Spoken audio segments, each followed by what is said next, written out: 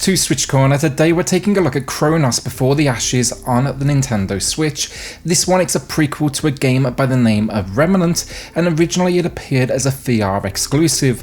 Well, today let's take a look and see how this Souls-like stands up in a more, traditional setting outside of a VR headset, but also can it just stand alongside the greats? So with that, hit subscribe if you love the Switch as much as we all do here. Join our growing family. We're pushing closer and closer to 20,000 subscribers in 2020, so help us out if you would be so kind, and let's get started.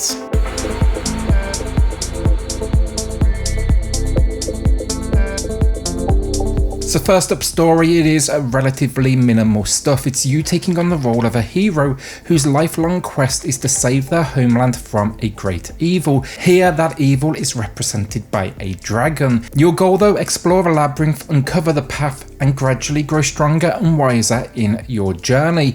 The story then plays into the gameplay as well, with each death actually causing your character to grow just 1 year older. It's similar to Dark Souls in the sense it gives you very little but clues throughout the environment. They build upon, the story, and then you'll also find books with notes as well. These give you an idea of what this world once was. Didn't play Remnant myself personally, but this one, it does take place before the events in that game. I've been told here as well, the events, the locations, the characters, they do reference that original release. Alright, so gameplay wise, as I said in the introduction, this is a Souls clone. Yes, the term is thrown around a lot nowadays, but it couldn't be more true. You'll use melee weapons to take down foes while unlocking shards that act as save points, so think bonfires, while also eventually unlocking shortcuts around the labyrinth. Along this way, you'll upgrade both your character and your weapons. These then, all these moments, they all lead to boss encounters, and I gotta say, some seriously impressive moments for the game. Opponents here, they do come fast, and they will progressively, of course, increase in challenge as you go. The combat as well then, very much so, was near identical in idea. In fact, a heavy attack, a light attack, a dodge mechanic, and then of course a shield. This can be used for standard defensive maneuvers, as well as a parry, which has always been a system I've personally sucked at, and that was very much the case here. My problem though, definitely not the game's. Now when approaching an enemy as well, you do get the ability to lock on with them, but I gotta say that is pretty loose, and I did find it kept on unlocking or putting me in some really awkward camera positions. I would have actually preferred probably here to use no lock on at all, but you only see the health bar in this game of your opponent when you have it activated. That's going to be key to your victory, honestly, so you're going to have to, learn to love it. I got used to it, but I wouldn't say it's ideal. Likewise then, some of the enemy attacks, the hitboxes seem just slightly off. Like one mage who does this fire attack on the ground, I would dodge away thinking I was more than enough distance away. Somehow though, I would still take a hit. You need to work out these little things though, these design quirks, to really get into the swing of things. Once you get it though, I will say it's a really fun combat system. It definitely will throw some challenge your way, and you'll just kind of get into the habit of balancing attacks, defense, maneuvers, as well as of course stamina. Now as you do progress, you will also get enhancements. These do add some variety. Think a firestone that impacts your heavy attack, and it looks absolutely badass. You also get a stone early on that allows you to heal.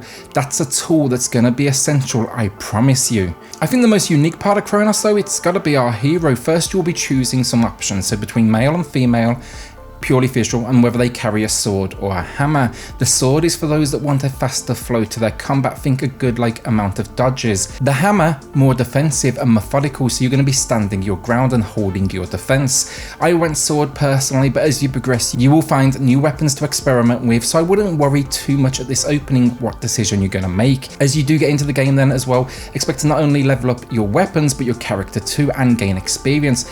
These experience points, they can be put towards one of 4 categories: strength, agility, arcane, and vitality. These will naturally shape the way you play, impacting your character across the board. The best bit though, it's actually in death. Every 10 years of death, with your first one actually occurring at 20, so that's 2 years into the game. You're starting here at age 18. You'll get to choose what is essentially a perk.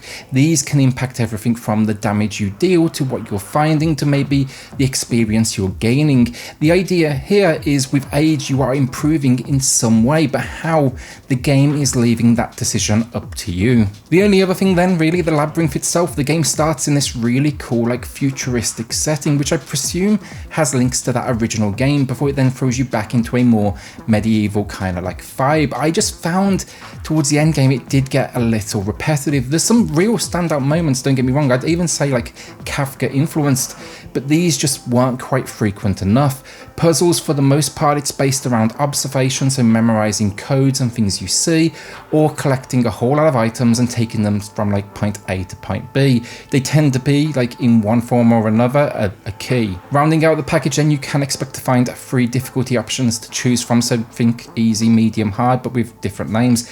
And I do think for me that will be enough reason to pull me back in. I want to see everything this one has to offer. I wrapped this actually up in about 6 hours, but I did some digging, and many have also said they can spend up to 15 in this world. Some have done it in as quick as like 3.5. So I really think it comes down to how much you're going to be willing to explore and how quickly you can figure out the correct path. Because I will say, not all is as meets the eye here, and I can see how it would be very easy to get lost. What it is, a Souls-like as well. Bonfires, shortcuts, even the enemies respawn when you die. Nowhere near that level of difficulty. So if that was putting you off, you shouldn't have that as a concern. I think most could jump in here comfortably with one of those 3 different difficulty options. So performance, and I'll admit I was a little concerned with what we would see, you know, frame rate wise, and for the most part I'll admit this is absolutely solid. It is variable, but for the general exploration moments you're floating somewhere around that 35, and then combat at like the immediate, just when you're walking into it, there's like a slight stutter that drops it to around 26, 27, but it quickly returned to around like 32 frames per second. Overall, I was happy with the performance, and those drops typically came along with those moments of course, like loading in an enemy, or maybe no doubt the game is saving your character progress in the background. Naturally, you may always of course return to a checkpoint, but you're gaining experience the entire way, so the game is of course like keeping track of this. Graphically, I gotta say, I was actually very impressed. While it does have weaknesses, no question about it, I think they've done a good job of translating this one to the Switch. One of the benefits of translating what was once VR is it tends to come with less demand than, let's say, the original entry, you know, Remnant, which was built for your PlayStations and everything else. I liked the character model first of all a lot. The enemies as well, for sure, keep to a theme, but change things up just enough that there's some like variation. Impressive animations then as well, especially like a skeleton enemy that comes to life in front of your eyes. I really did like that one, and it's kind of early in the game as well. And then I particularly liked a few of the bosses. They kind of gave me that Shadow of the Colossus vibe. Problems, some heavy pixelation, especially noticeable on shadows on your character themselves, and then also some seriously low detail texture, which can appear almost just like blur at points. Another big problem, there are like moments where you'll find yourself using terminals. The text though is just so blurred it's difficult to make out. Thankfully they accommodated for this by adding an option to add overlay text. This is preset to handout only in the options, but I suggest you jump straight in here and turn it on just to save yourself some of that eye strain. Generally though, I'm impressed. It looks great handheld too if you're curious. Same issues of course, but less exaggerated thanks to that smaller screen. Audio then, and it's okay, some nice voice acting that sets the story, the tone, it kind of progresses things along. And then the music, it's decent but kind of generic. I don't think it's bad, don't take it that way, but nothing really jumped out, you know, and captured me here. It felt absolutely right to the setting, but I think they could have done a lot more given the almost like mythical setting. Sound effects then, weapons, they sound great, and we do get a few like environmental pieces just to kind of like back things up. I think it does everything right, honestly. It just kind of plays it very safe at the same time. Overall, Chronos Before the Ashes is a Souls-like that, thanks to some creativity on the character upgrades and aging system, it does manage to just about at least stand out in what is an overpopulated genre. The story does just enough to hook you. The combat is decent, even if that camera can get a little weird at times thanks to that lock-on system. That really does need some work. And then the puzzles, they're repetitive, but they occasionally show their creativity to avoid any sort of, you know, fatigue.